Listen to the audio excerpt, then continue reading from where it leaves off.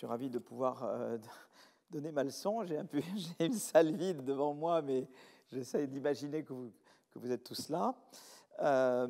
Donc aujourd'hui, la première leçon, j'ai parlé de Covid. La deuxième leçon, j'ai parlé d'intelligence artificielle et pourquoi ce n'était pas une bonne idée de taxer les robots.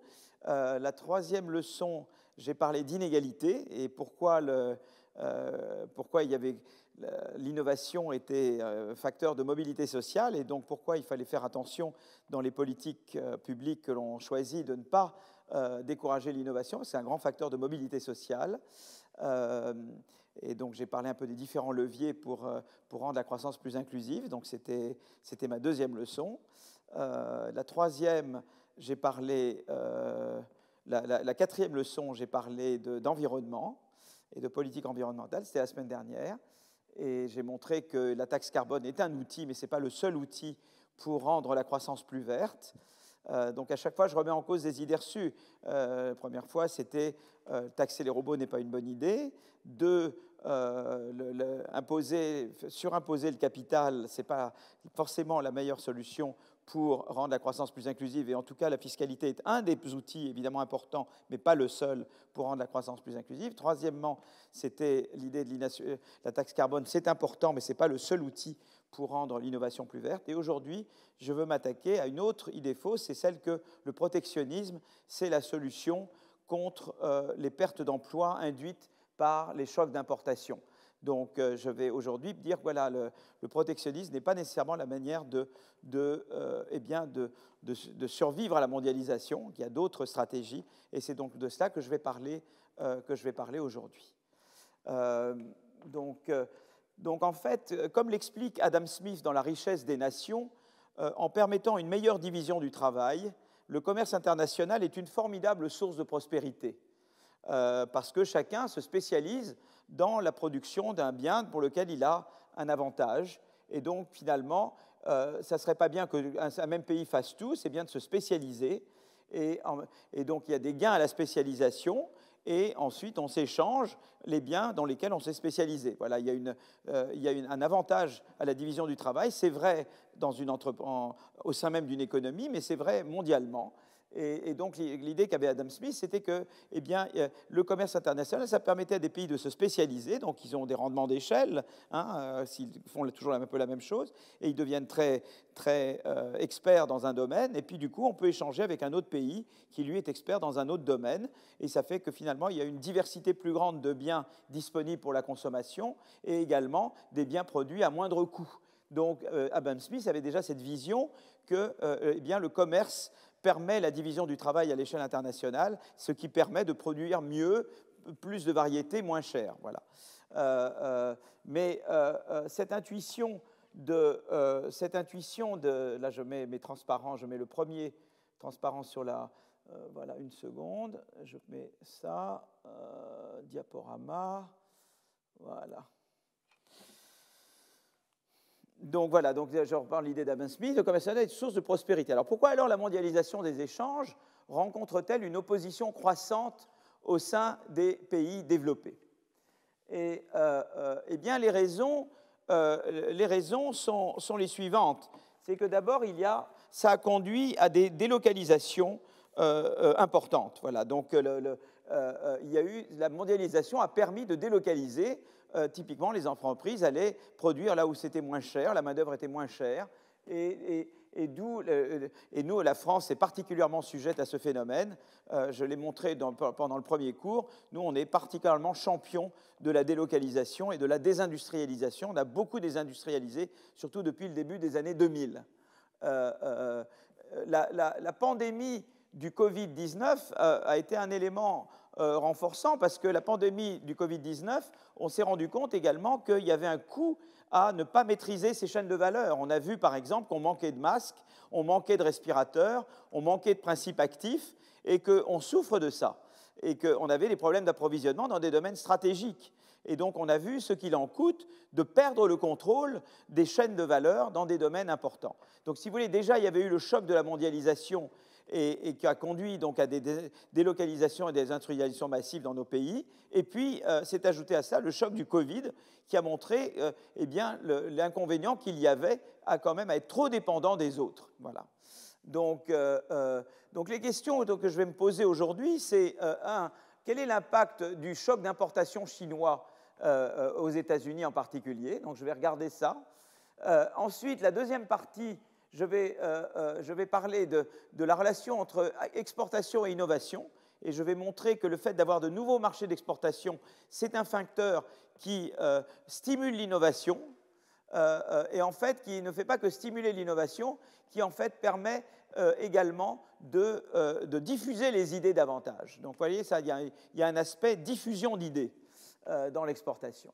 Et puis troisièmement, je vais me poser la question, ok, j'ai le choc d'importation chinois, comment je dois y faire face? Est-ce que je vais y faire face par des tarifs, par une guerre commerciale, ou bien par une politique d'investissement, d'innovation, etc. Et je vais comparer un peu les deux politiques. Et la dernière partie du cours d'aujourd'hui portera sur immigration et innovation.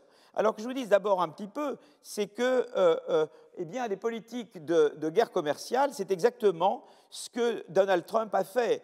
Il se fait élire en novembre 2016, donc il y a 4 ans, jour pour jour, puisque nous sommes aujourd'hui le jour de l'élection présidentielle américaine, en promettant d'ériger des barrières douanières pour protéger, dit-il, les industries et donc l'emploi domestique.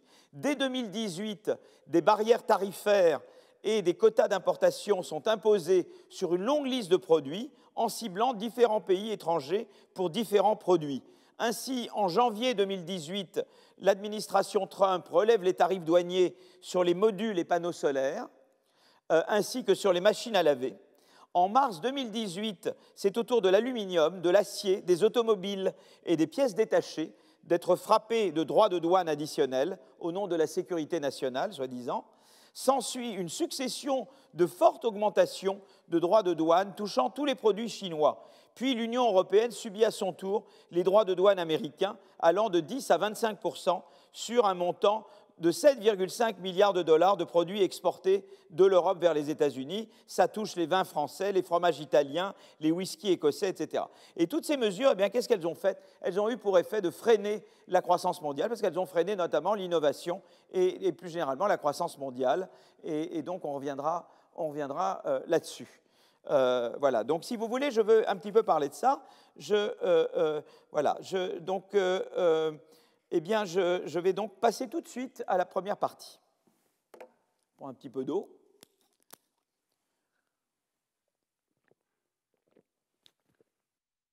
Donc la question est de savoir, est-ce que M. Trump a eu raison de s'engager dans cette guerre commerciale? Est-ce que c'était la bonne réponse ou est-ce qu'il y avait une autre réponse au choc d'importation chinois? Alors d'abord, je vais parler du choc d'importation chinois. Voilà, donc je commence par le choc d'importation chinois. Alors, vous voyez la figure qui est là, elle représente le total, la part des importations en provenance de Chine et des pays à faible coût du travail en Europe et aux États-Unis. Alors, donc, si vous voulez, vous voyez que ça, vous voyez que vraiment la part des imports chinois croît très vite, et ça croît très vite surtout à partir, vous voyez, ça s'accélère dans cette période-là, qui est la fin des années 90. Vous voyez, donc là, il y a vraiment une accélération dans l'augmentation de la part des importations chinoises. Vous voyez, donc les autres pays à faible coût du travail, c'est à peu près tout le temps pareil, mais vous voyez que la part chinoise, elle, eh bien, s'accélère, augmente à un rythme accéléré à partir des années 2000. Alors, quel est l'effet de cette... quel est l'effet sur l'emploi et les salaires? Donc, en fait, ce qui s'est passé, c'est la chose suivante. Mettons que vous êtes une région aux États-Unis, que je vais appeler la région Z, hein, j'appelle ça la zone Z aux États-Unis.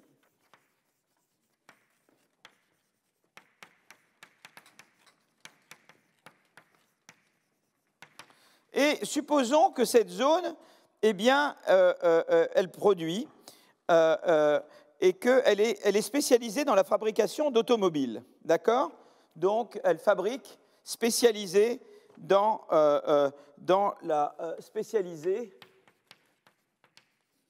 la fabrication d'automobiles.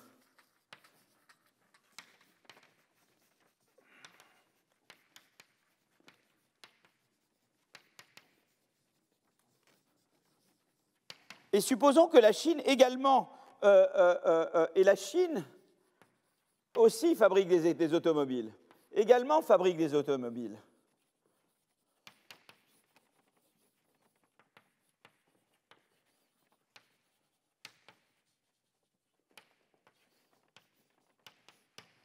Alors, qu'est-ce qui se passe si tout d'un coup, la Chine entre dans l'OMC?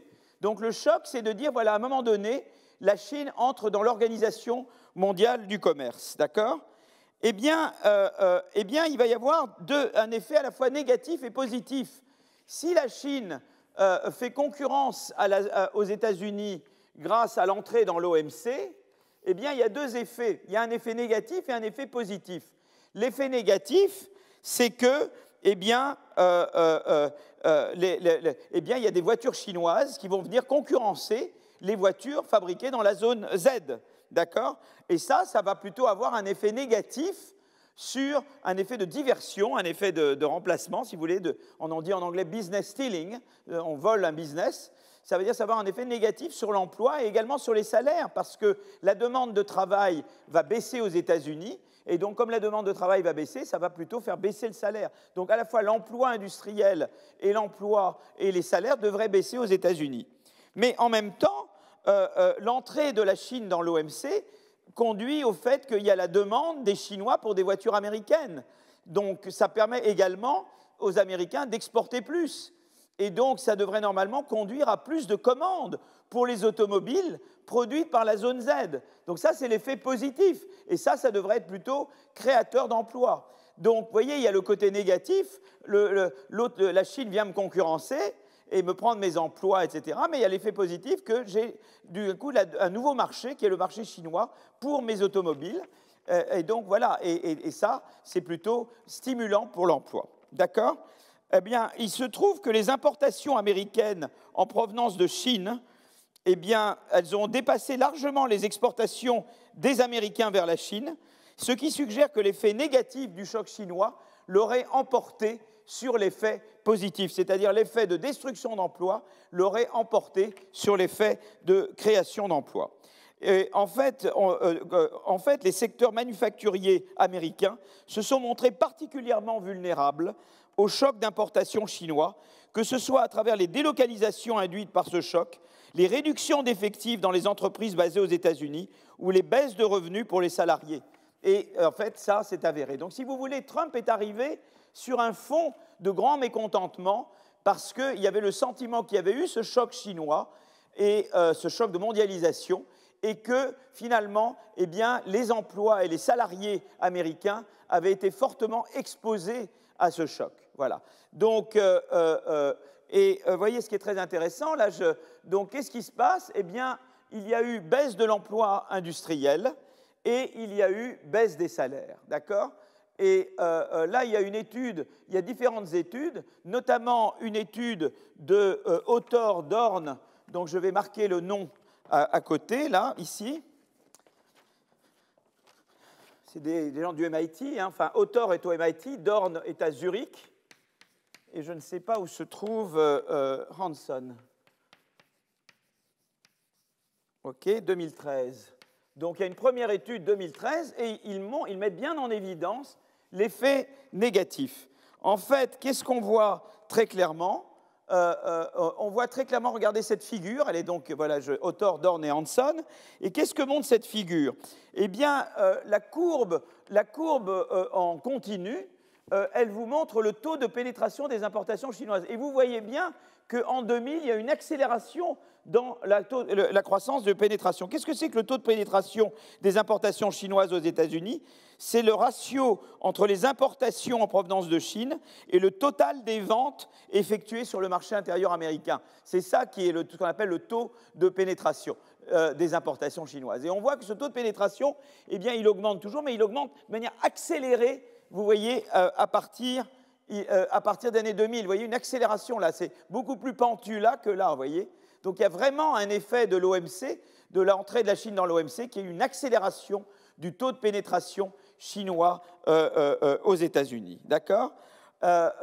Et vous voyez que parallèlement, il y a une accélération dans la décroissance. Vous voyez, l'emploi industriel, la part de l'emploi industriel dans la population américaine, elle décroît, mais vous voyez qu'elle décroît à un rythme accéléré à partir des années 2000. Donc ça, ça ne montre pas de causalité, mais ça montre qu'il y a quand même une coïncidence assez intéressante entre, d'une part, une accélération dans l'augmentation du taux de pénétration des importations chinoises aux États-Unis, et d'autre part, la décroissance de la part de l'emploi industriel dans la population. Cette décroissance se fait à un rythme accéléré également à partir des années 2000. Alors évidemment, ça, c'est simplement ce qu'on appelle en anglais smoking gun, c'est-à-dire un pistolet qui fume. C'est suggestif, ce n'est pas causal, d'accord? Mais ce qui est intéressant, c'est que, en fait, eh bien, la question, c'est de savoir est-ce que cette relation que j'ai montée à un niveau agrégé se retrouve au niveau localement. Et alors là, à ce moment-là, qu'est-ce que font ces personnes-là? Ils disent, ben voilà, dans différents États américains, je ne sais pas, l'Amérique, je la représente comme ça, la Floride est là, etc. Et il y a différents États américains. Et dans un État américain, il y a différentes industries. Je connais la composition industrielle.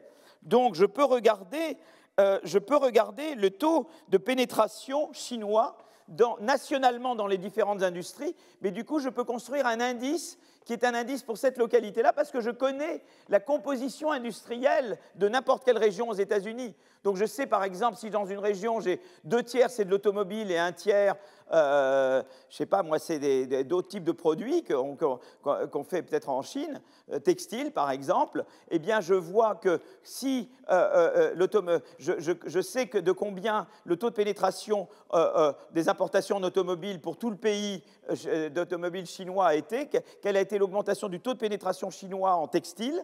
Et comme cette région, c'est 2 tiers d'automobiles et 1 tiers de textile, eh bien, je peux dire, voilà le taux de pénétration auquel est sujet cet État américain, voyez. Et donc, on peut construire des mesures de pénétration chinois pour tous les États américains, voyez. Et donc, on peut regarder de manière plus causale, et à ce moment-là, on peut voir comment évoluent les importations nationalement. Et à travers cet instrument qu'on a construit, on peut voir donc un effet. On dit, voilà, c'est quelque chose qui n'est pas de l'État, ça ne dépend pas de l'emploi dans l'État, hein, c'est une mesure. La composition initiale industrielle de l'État ne dépend pas de l'évolution de l'emploi dans cet État. Et ce qui se passe nationalement pour les taux de pénétration chinois non plus ne dépend pas de ce qui se passe dans cet État. Donc je peux vraiment analyser un effet causal de l'évolution de la pénétration chinoise dans cet État sur l'emploi et les salaires dans cet État. Et ce que en fait, l'étude montre, c'est qu'il y a un effet très important de l'augmentation de la pénétration chinoise sur l'emploi. En fait, vous avez une baisse d'emploi qui provient à 25% d'une hausse du chômage et à 75% d'une baisse de taux de participation au marché du travail. Mais on voit, il montre, si vous voulez, ces auteurs montrent un effet causal significatif de la pénétration, de l'augmentation accélérée de la pénétration chinoise sur l'emploi. C'est un effet négatif. Donc, au total, c'est l'effet négatif qui prime. Alors, évidemment, et il montre autre chose, il montre également la baisse des salaires. Donc, il montre vraiment l'effet, c'est à la fois baisse des salaires et baisse de l'emploi. Voilà. Donc voilà ce qui est montré par cette étude. D'accord ? Donc maintenant, on peut se poser la question, quel est l'effet sur l'innovation? On peut dire, voilà, là, vous avez regardé un effet de court terme. Quel est l'effet sur l'innovation du choc chinois? D'accord? Là, il y a cette étude-là, qui est les mêmes auteurs, plus 2 auteurs en plus, Pisano et Xu. Et ça, c'est un papier très récent, de 2019. Donc, et ce papier-là, ce qu'il fait, c'est qu'il dit, voilà, eh bien, on va regarder l'effet de la... Et alors là, c'est très intéressant, parce que ce qu'on voit quand même, c'est que si on regarde globalement sur toute la période, on voit, si on regarde de loin et qu'on ne fait pas très attention, on voit que les importations augmentent de la Chine. Donc ça, on sait que le taux de pénétration chinois, et là on voit bien l'accélération en 2000, hein, ça c'est la petite courbe en pointillé, mais on voit que globalement, on voit aussi une hausse des brevets. Donc si on regardait de loin, vu de loin, on se dit, eh bien, il y a une corrélation positive entre l'innovation et le taux de pénétration chinois. On dit, ben, vu de loin, on a le sentiment que, eh bien, on a vu qu'il y a une augmentation du taux de pénétration des importations chinoises aux États-Unis, mais que dans la même période, globalement, il y a également une augmentation des brevets, qui est donc une augmentation de l'intensité d'innovation. Donc, on peut se dire, si on ne fait pas très attention, eh bien, finalement, les importations chinoises ont eu un effet bénéfique sur l'innovation aux États-Unis.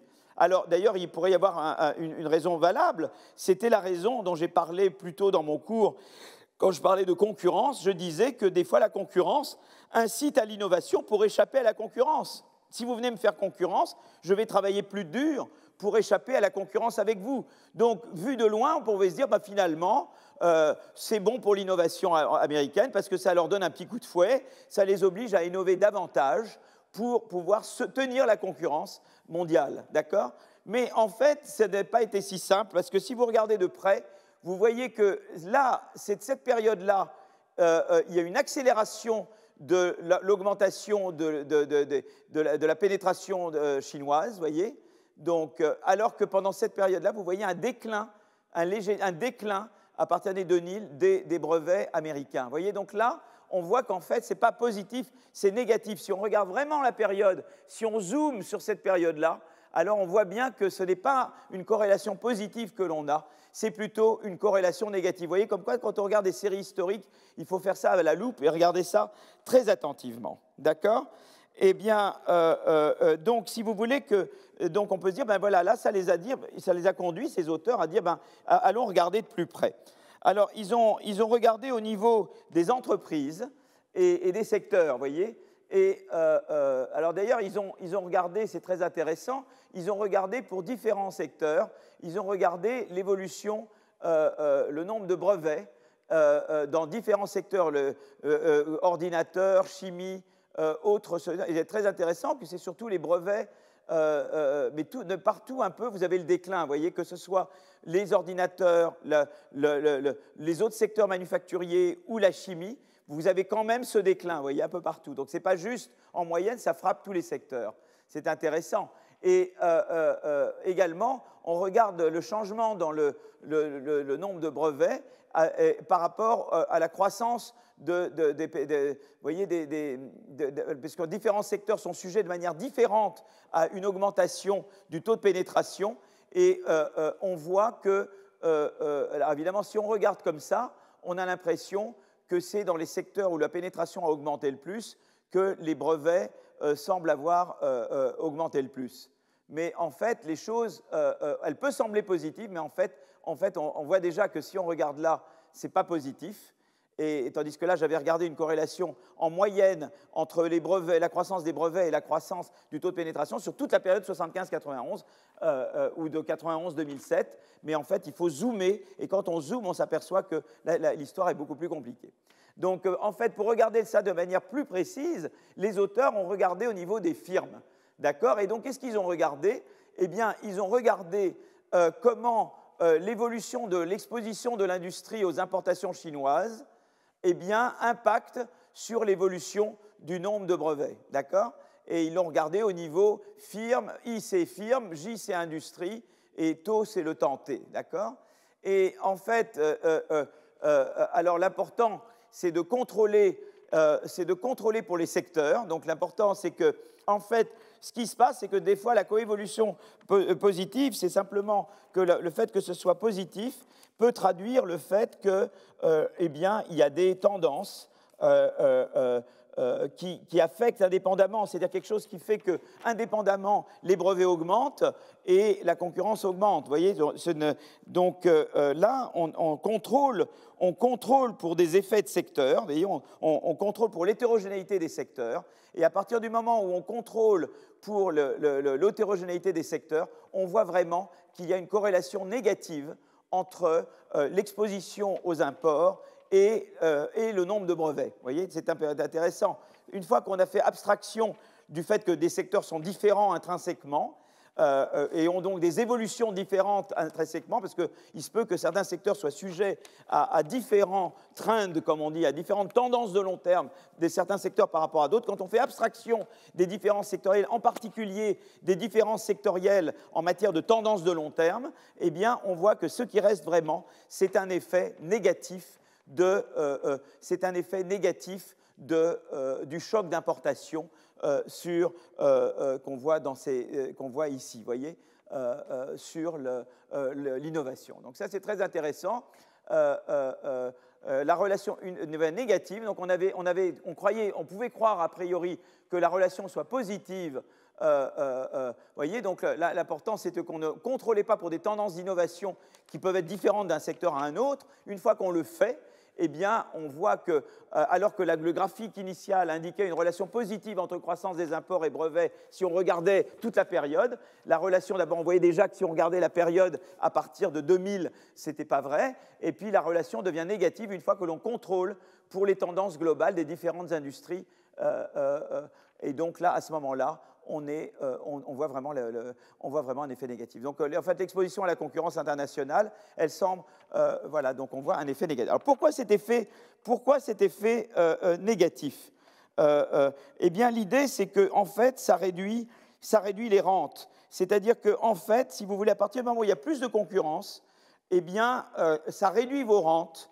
Et comme vous avez moins de rente, vous pouvez moins investir dans la R&D. Voilà. En gros, c'est ça. C'est un effet, si vous voulez, que ça squeeze les rentes des entreprises et elles ont moins de possibilités d'investissement. Voilà. Il semble que cet effet-là ait été important. Et en fait, on le voit de manière importante. Donc l'hypothèse, c'est que la concurrence étrangère accrue, une concurrence étrangère accrue, réduit la rentabilité d'entreprise, qui réduit donc la capacité qu'a l'entreprise à innover et à investir.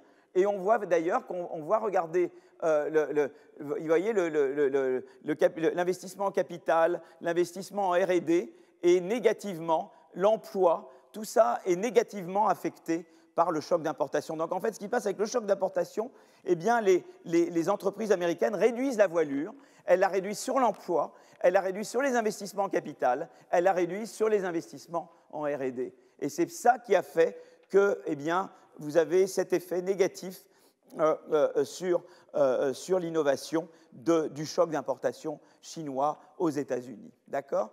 Donc, voilà, donc c'est ça que je voulais montrer. Donc, on observe bien une relation négative entre les importations étrangères chinoises et différentes mesures de l'activité de la firme, la chute de l'innovation étant alors une des conséquences de cette baisse d'investissement et cette réduction de voilure. D'accord? Donc, voilà. Alors, on pourrait dire que cette substitution de l'innovation aux États-Unis, elle est au bénéfice de l'innovation ailleurs, par des équipes incluant des chercheurs étrangers. Non, parce que c'est partout pareil. Voilà, c'est les firmes avec des US inventors, les firmes avec des foreign inventors, et tout le monde est négativement affecté en fait par le choc chinois. Donc c'est très intéressant parce que ça c'est une étude donc il dit voilà, bien sur données de firmes, à partir du moment où je contrôle pour les tendances sectorielles, eh bien je vois que le choc d'import chinois a non seulement fait baisser l'emploi et les salaires, mais il a également découragé l'innovation des entreprises chinoises, des entreprises américaines. C'est intéressant parce qu'il y a une autre étude, par Bloom, Van Reenen et Draka, sur données européennes, et eux, alors, ils trouvent le contraire. parce qu'ils trouvent que, en fait, eh bien, c'est vraiment l'effet dont j'avais parlé tout à l'heure, que, en fait, l'innovation, que la concurrence des Chinois stimule l'innovation. Vous voyez, parce qu'il peut y avoir les deux côtés. D'un côté, je réduis mes rentes, donc j'ai moins de moyens pour investir en R&D, etc., je réduis la voilure, mais il y avait l'effet opposé qui est que, eh bien, davantage de concurrence des Chinois m'incite à innover plus pour pouvoir tenir la concurrence avec les Chinois. Et donc, en fait, ils ont donc cet article-là qui est dans la Review of Economic Studies, et eux, ils regardent les pays européens, et ils regardent à nouveau l'impact du choc chinois d'importation sur l'innovation, mais cette fois des firmes européennes, d'accord ?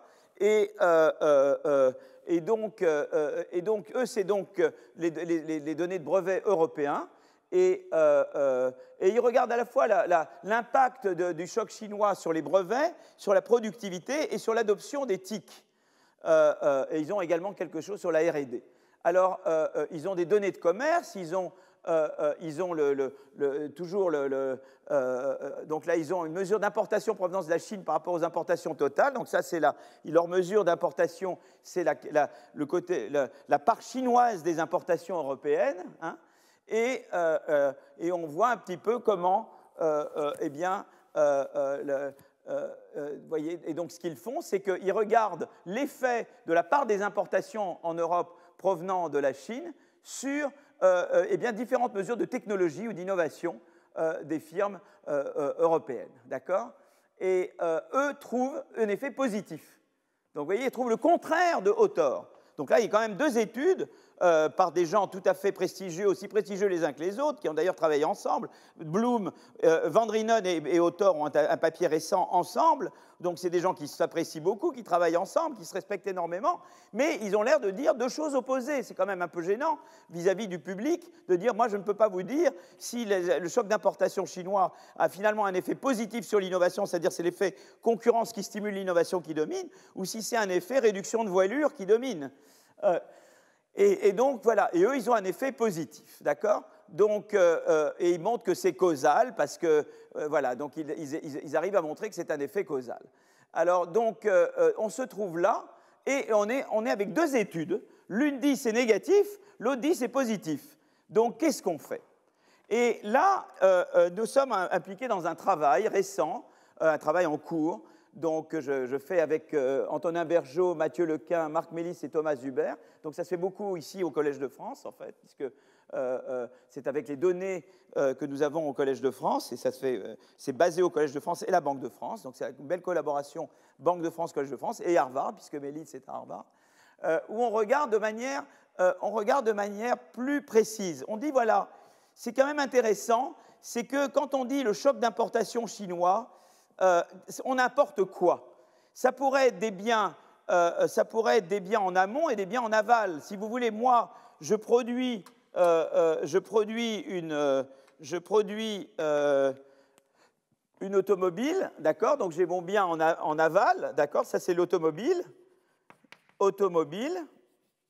et j'ai les composants des automobiles. Vous voyez, je ne sais pas, moi j'ai les rétroviseurs, d'accord ? J'ai les composants.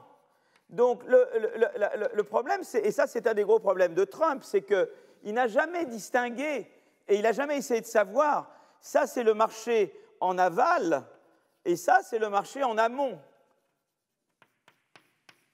Et l'important, c'est de savoir, est-ce que ma concurrence, elle est davantage en aval ou en amont ?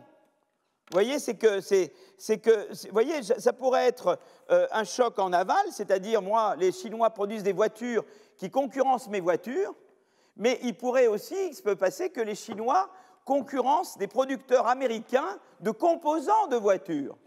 Et l'effet n'est pas le même du tout. Vous voyez, si la concurrence chinoise, elle est surtout sur l'automobile, elle est surtout sur le bien final, alors là, évidemment, l'effet réduction de voilure va certainement être très important parce que, voilà, ça va me bouffer des rentes, quoi. Hein, ça va me faire perdre des emplois, je vais être obligé de baisser mes emplois et je vais être obligé d'investir moins. Alors, il se peut que...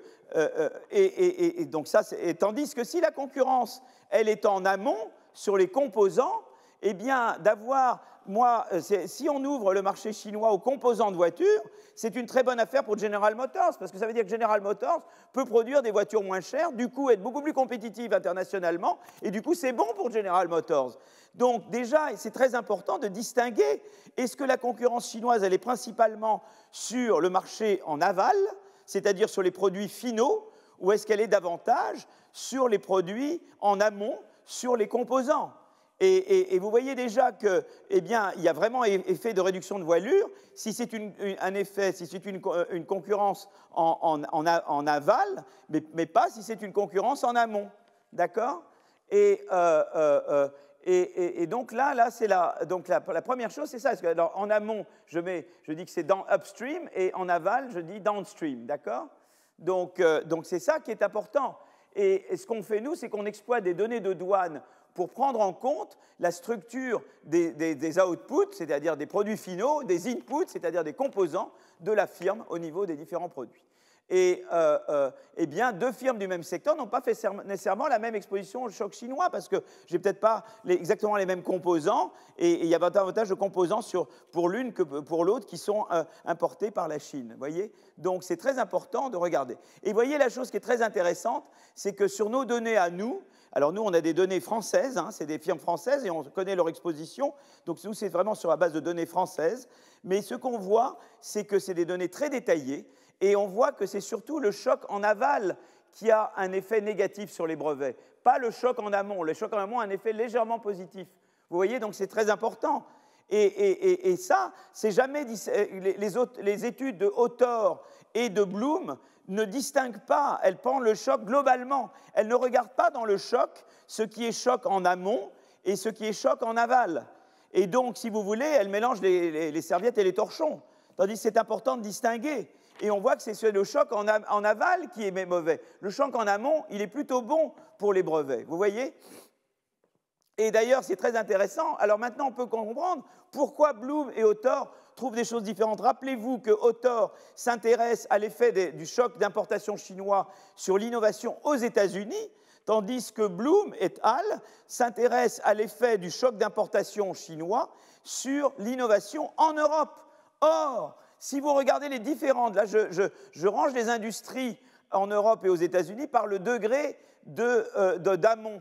Et vous voyez que les industries européennes sont beaucoup plus en amont que les industries américaines. Vous voyez, en moyenne, voilà le degré de amont des industries européennes, 46,8. C'est bien au-dessus du degré moyen de amont, de upstream des industries américaines. Donc là, déjà, ça vous donne une clé possible pour expliquer les différences de conclusion entre Autor et Bloom. C'est que simplement, ils n'ont pas regardé si c'était aval-amont. Or, nous savons que le choc est plutôt plus amont en Europe qu'il n'est aux États-Unis. Donc ça pourrait expliquer pourquoi l'effet est plus positif sur l'innovation en Europe qu'elle l'est aux États-Unis. Vous voyez, c'est intéressant parce que, toujours comme ça, l'économie, on part d'études, il y a des études, trouve des choses différentes, avant d'essayer de comprendre la théorie.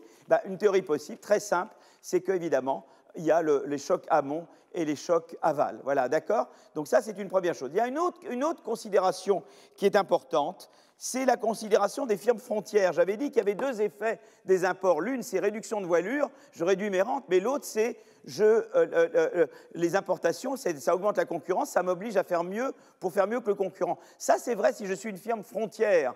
Je suis une firme plus à la frontière. Je réagis davantage, tandis que si je ne suis pas une firme frontière. Donc, c'est intéressant de savoir si dans l'automobile, il y a eu, disons que c'est pu être aussi une raison pour lesquelles en tout cas, on ait des effets différents. Dès qu'on distingue, donc on sait qu'en fait, les entreprises loin de la frontière, c'est celles qui vont être le plus négativement affectées par le choc chinois en termes d'innovation, tandis que l'innovation sera moins négativement affectée. Ce qu'on trouve, nous, dans notre étude, c'est qu'en tout cas, ça n'explique pas la différence États-Unis-Europe tellement, mais ce qui est intéressant, c'est que quand on distingue frontière par frontière, ce que non plus ne font pas les études dont je parle tout à l'heure, c'est surtout les entreprises loin de la frontière dont l'innovation est négativement affectées par le choc d'importation chinois. Les entreprises les plus frontières, elles sont beaucoup moins négativement, elles sont même positivement affectées par le choc d'importation chinois. Vous voyez, c'est très important de distinguer d'abord, est-ce que mon choc d'importation est en aval et sur mes composants ou sur mon produit final, et deux, est-ce que je suis, moi, une entreprise frontière ou pas frontière. Et je crois que c'est très important de faire ces distinctions quand on regarde les effets des imports chinois. D'accord ? Donc je crois que je reviendrai sur ce point tout à l'heure. D'accord ? Donc finalement, en résumé, il y a eu choc d'importation chinois. C'est vrai que le choc d'importation chinois a eu un effet négatif sur l'emploi et les salaires aux États-Unis. Sur l'innovation, il a eu un effet négatif globalement, mais il faut quand même distinguer si c'est en amont, si c'est en aval. Ce n'est pas la même chose. Donc il semble que le choc soit plus amont en Europe qu'aux États-Unis. Et donc, ça expliquerait qu'en Europe, il y a eu un effet moins négatif. La question, c'est de savoir comment je réponds au choc d'importation chinois. Hein.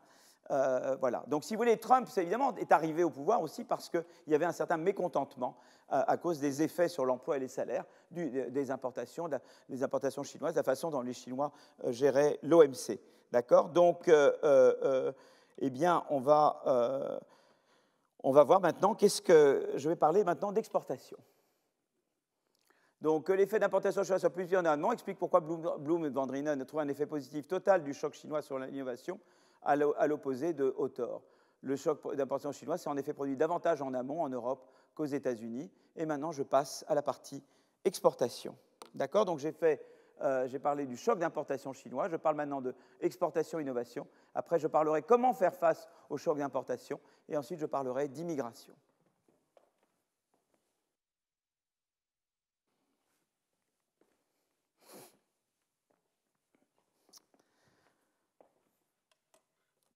Alors d'abord, il y a une chose qui est importante, c'est que quand j'exporte plus, eh bien, il y a un effet de l'exportation sur l'innovation. Et c'est l'effet suivant, c'est que, en fait, la théorie est la suivante, si vous voulez. Mais après, elle est vérifiée par les données, par l'analyse empirique. Si vous voulez, c'est que, eh bien, de nouveaux marchés d'exportation, acquérir un nouveau marché d'exportation,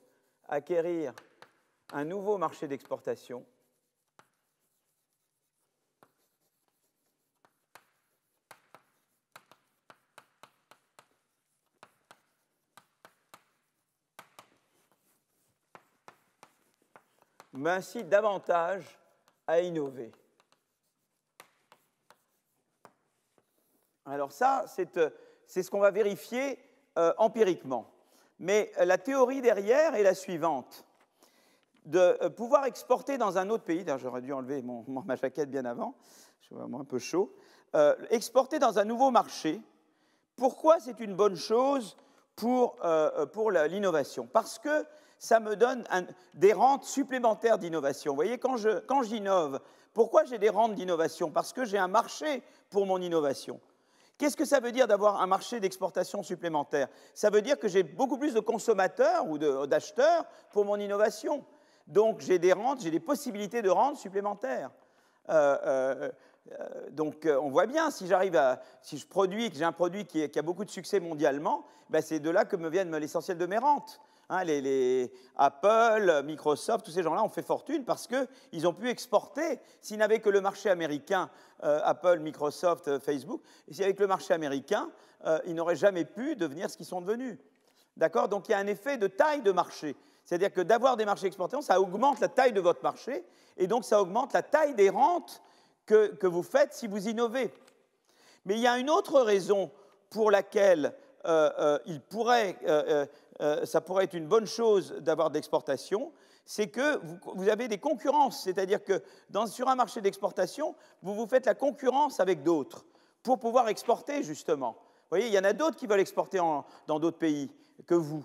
Et donc, vous êtes amené, si vous vous intéressez à l'exportation et que vous voulez préserver un marché d'exportation ou le gagner, eh bien, vous vous mettez en concurrence avec des gens avec qui vous ne seriez pas mis en concurrence si vous n'aviez pas été dans ces marchés d'exportation. Donc il y a un effet concurrence qui stimule l'innovation. Vous voyez, je vais innover pour faire mieux que le concurrent. Vous voyez, cet effet dont je parle toujours de escape competition. Donc il y a l'effet concurrence et l'effet de taille de marché. Donc a priori, on se dit, eh bien, ça devrait être une bonne chose, eh bien, vous voyez, pour l'innovation, l'exportation est une bonne chose. Alors, comment je vais m'asseoir un petit peu et puis lire un petit peu, puis après me lever à nouveau.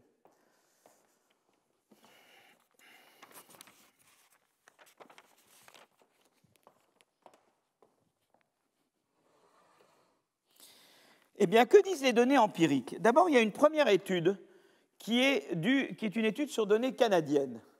Et donc, c'est cette étude de Lileva et Treffler dans le Quarterly Journal of Economics 2010. Et qu'est-ce que font Lileva et Treffler? Eh bien, ce qu'ils font, c'est qu'ils exploitent ce que j'appelle une expérience naturelle, c'est-à-dire quelque chose, un événement qui se produit, et on va voir les effets que cet événement a. Et cet événement, c'est l'accord de libre-échange à la fin de l'année 88 entre les États-Unis et le Canada. Eh bien, c'est une expérience naturelle. Que stimule cet accord de libre-échange? Il stipule une baisse sensible des droits de douane entre les deux pays. D'un point de vue de l'économètre qui veut tester sa théorie, la mise en place de ce traité est une bonne nouvelle parce que c'est une expérience naturelle. L'économètre va pouvoir observer les réactions des entreprises à la baisse des droits de douane. Et d'ailleurs, on voit très bien que sur cette figure, que je vais vous montrer maintenant, voyez, on voit très bien qu'avant l'accord, donc ça c'est l'accord de libre-échange qui a lieu là, et on voit qu'avant l'accord, ça c'est l'effet sur les exportations manufacturières canadiennes à destination des États-Unis. Là c'est à peu près plat, puis tout d'un coup, on voit qu'il y a une rupture de tendance, là il y a comme un coude, après l'accord de libre-échange, on voit bien qu'il y a une hausse des exportations des entreprises industrielles canadiennes vers le marché américain. D'accord? Donc ça c'est intéressant et on voit vraiment ça. Alors maintenant, qu'est-ce qu'on trouve sur l'innovation? Eh bien, on va regarder un peu des mesures, disons, d'innovation, de productivité. D'accord? Donc d'abord, je regarde un petit peu. Donc c'est ce que j'ai dit là. Je reprends les slides. Intuition, plus la taille de marché est importante, plus l'investissement dans le sens d'un gain de productivité est important. Ainsi, en donnant accès à un marché plus grand, les exportations incitent à innover pour gagner en productivité. Par conséquent, exporter et investir dans la productivité sont deux activités complémentaires. L'une rend l'autre plus profitable. D'accord? Et donc, j'ai décrit ce que c'était que le libre-échange, baisse des droits de douane entre États-Unis et Canada. Ces baisses de droits de douane diffèrent selon les usines et les secteurs, donc c'est très important. On peut explorer l'hétérogénéité des effets de cette libéralisation d'une firme à l'autre, d'un secteur à l'autre. On pourra donc s'en servir comme instrument, car c'est un facteur exogène, cet accord de libre-échange. Négociation débutée en septembre 1985, processus long et difficile, de négociations entre républicains et démocrates, victoire de Bush en 1988, entérine de Bush père la mise en place de ce traité de libre-échange. D'accord? Et donc on va voir maintenant, on va regarder les firmes canadiennes. Donc on a les trois types de firmes, des firmes qui n'exportent ni en 1984 avant l'accord, ni en 1996. Il y a des firmes qui sont de nouveaux exportateurs qui n'exportaient pas en 1984 mais qui exportent en 1996. Et puis il y a ceux qui exportaient déjà en 1984. D'accord? Et on va s'intéresser aux gains de productivité hétérogènes des firmes. Donc on classe les firmes en 5 groupes selon la productivité en 1988 avant l'accord de libre-échange, des entreprises les moins productives aux entreprises les plus productives. Et voilà. Et donc on fait donc une régression et on regarde l'évolution des droits de douane pour instrumenter l'effort d'exportation. D'accord? Et on regarde l'effet que ça a sur les exportations. On voit vraiment un effet positif des exportations sur les gains de productivité. Donc là, en fait, c'est l'effet sur les gains de productivité sur l'ensemble des firmes. Donc ça, c'est très intéressant. On voit que, effectivement, les firmes canadiennes sont devenues plus productives. Donc ça veut dire qu'elles ont investi en innovation pour devenir plus productives. Hein. Voilà. Et l'effet est hétérogène, c'est très intéressant. L'effet est surtout important pour les firmes moins productives, en fait, elles rattrapent. C'est un effet de rattrapage. À partir du moment où il y a les droits de douane, les firmes les moins productives deviennent plus productives. Et cet effet semble être plus important pour les firmes initialement les moins productives. D'accord ? Les firmes peu productives innovent et font des gains de productivité très importants grâce aux exportations. Les firmes déjà suffisamment productives innovent, mais font des gains de productivité moins importants. Voilà, donc ça c'est très intéressant. C'est une première étude, disons, qui avait été faite en montrant, disons, une causalité de l'exportation vers quelque chose qui s'apparente à l'innovation. Ils n'avaient pas directement des mesures de brevet, mais ils avaient des mesures de productivité et donc et de R&D également. Et on voit qu'il y a un effet positif sur productivité et R&D et investissement en R&D du choc d'importation, de la libération du libre-échange, de la libération des échanges entre le Canada et les États-Unis. Alors l'étude maintenant dont je vais parler, c'est cette étude avec Bergeau, Lequin, Melitz, donc c'est quasiment les mêmes auteurs que tout à l'heure. C'est notre première étude où on regarde le lien entre exportation et brevet. Et vous voyez ici, c'est intéressant, je classe, c'est des firmes françaises, et je regarde les firmes en termes à la fois de degré d'innovation, c'est-à-dire de brevet, est-ce qu'elles brevettent beaucoup ou peu, et puis je les regarde en termes je regarde les exportations. Et je vois qu'en fait, eh bien, je prends n'importe quel degré d'exportation, et on voit que plus on est dans une classe de firmes qui exportent beaucoup, plus, en fait, une part importante des firmes dans un secteur, donc vous voyez, je classe des secteurs là, selon que le secteur exporte ou pas, donc c'est des secteurs que je classe là, et je me dis, dans ce secteur, disons dans les secteurs qui exportent, je regarde l'ensemble des firmes, si vous voulez, qui exportent à ce niveau d'exportation. Quand je regarde l'ensemble des firmes qui exportent à ce niveau d'exportation, eh bien, une fraction plus importante, vous voyez, est innovante. Donc, c'est-à-dire, plus je mets la barre haut en termes d'exportation et je regarde toutes les firmes qui exportent à ce niveau-là, eh bien, quand je mets le niveau très haut en exportation, eh bien, c'est que la plupart des firmes sont innovantes. Donc, ça veut dire que quelque part, on voit qu'il y a un lien entre exportation et innovation. Ça ne veut pas dire qu'il y a une causalité d'exportation vers innovation, mais il y a déjà une corrélation assez claire. Plus je me situe à des niveaux d'exportation plus élevés, plus je trouve des firmes innovantes. Donc c'est déjà intéressant, ça va dans le sens que je veux. Mais corrélation ne vaut pas causalité.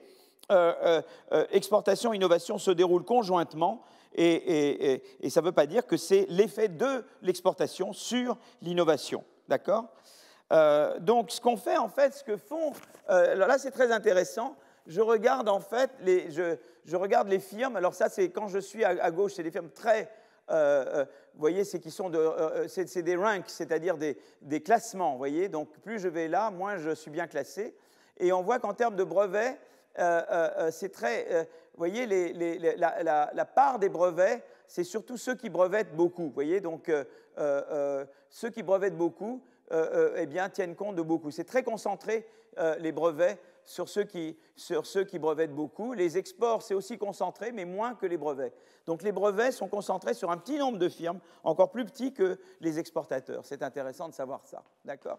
Et on peut regarder un petit peu les caractéristiques des exportateurs et des non-exportateurs. Et vous voyez que si vous vous restreignez aux exportateurs, eh bien les innovateurs, il y a beaucoup moins de firmes qui innovent que de firmes qui n'innovent pas, d'accord ?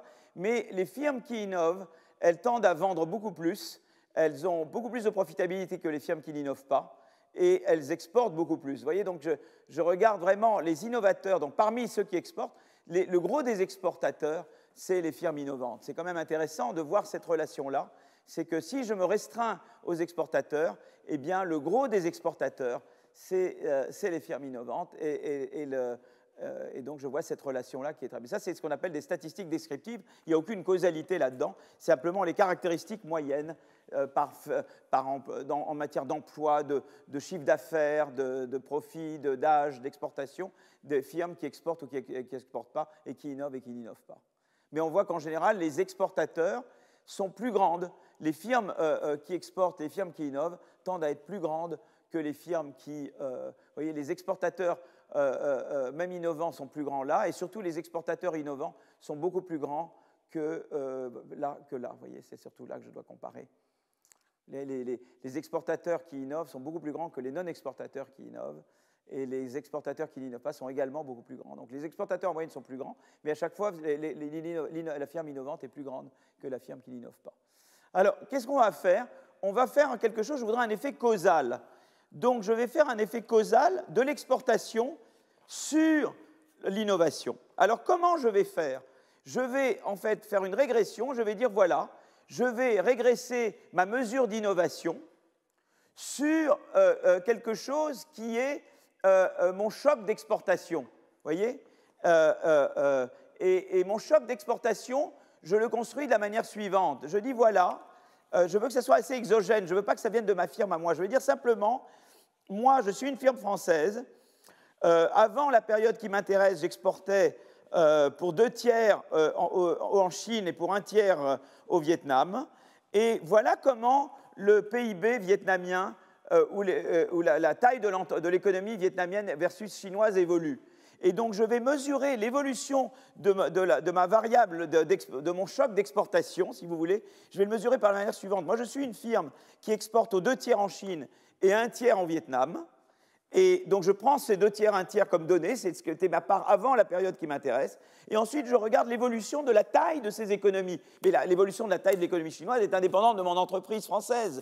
Donc, c'est quelque chose qui est complètement extérieur à l'entreprise française. Et donc, je construis une mesure de choc d'exportation, si vous voulez, à laquelle est sujette ma firme, qui est indépendante de ma firme, c'est-à-dire c'est exogène à ma firme. Et je vais regarder l'effet de ce truc-là sur mon innovation, moi, la firme française. Vous voyez ce que je veux dire? Donc je construis une mesure d'évolution de marché d'exportation qui est indépendante des décisions que je prends, moi, firme française. Donc je veux, quel est l'effet de ce choc exogène, qui m'est totalement exogène, puisque l'évolution de la taille de l'économie chinoise, de la taille de l'économie vietnamienne sont totalement exogènes à ce que moi je suis, d'accord?